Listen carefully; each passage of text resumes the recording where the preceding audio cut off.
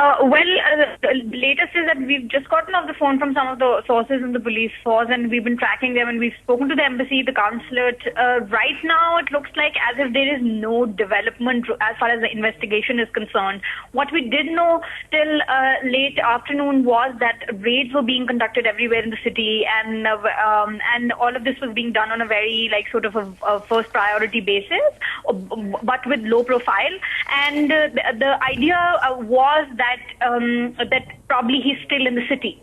You see, because the police had by that time no inclination or no clue into the fact that maybe he's been taken outside from the city. Because when they monitor, they would be monitoring the area where in the model town from where he was taken out, and then there are security cameras as well, and the entry and the exit points were being checked as well. So that's what they told us at that time.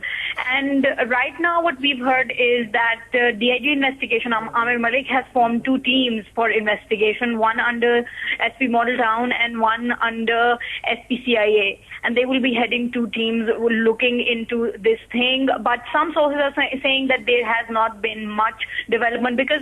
Right, and this is surprising, Rabia. You just said that the entire matter has been kept at a low profile. Why is that? Are police taking this matter lightly, or is it because of some sensitive nature of the entire incident? Because remember, it happened right here in the heart of Lahore, Model Town, an upmarket locality where we can say that security situation should be better than the other parts of the city.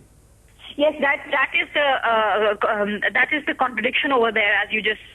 Security is supposed to be better. Model Town is supposed to have its own security as well, which again, which is a problem. But then police, they are keeping it low profile because of the kind of because the case is high profile, because the citizen is a U.S. national, and considering how diplomatically the situation is, and considering as to what became last time when something involving a U.S. national took place. Although this man is he's independent development consultant, and he was working with a firm called JE Associates, which did projects as independent consultants with USAID as well. And let me tell you that verify that the real name of the national which has been abducted, it was Dr. Warren Weinstein. That's what his real name is.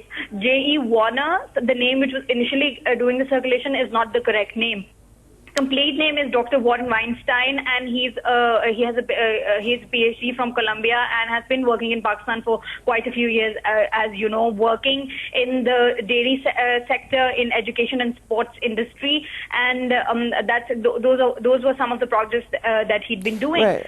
And some of the details, Rabia, that I found while going through this story before I spoke to you, it was about this particular American national, Dr. Warner, as you are now confirming his name, has been traveling to different parts of Pakistan, and it was due to a leave for the United States in a couple of days maybe. Are investigators attaching any importance to that? Are sources probably telling you about what kind of activities was this consultant, American consultant, involved in? Well, as I said, that this company, that private company that he was involved in, and some Pakistanis were working in that company as well, were for development projects, and some were related to veterinary and dairy issues, and some were regarding gem and marbles, which were present in some of the tribal areas in tribal areas of Pakistan, and some were involved in the development of small businesses.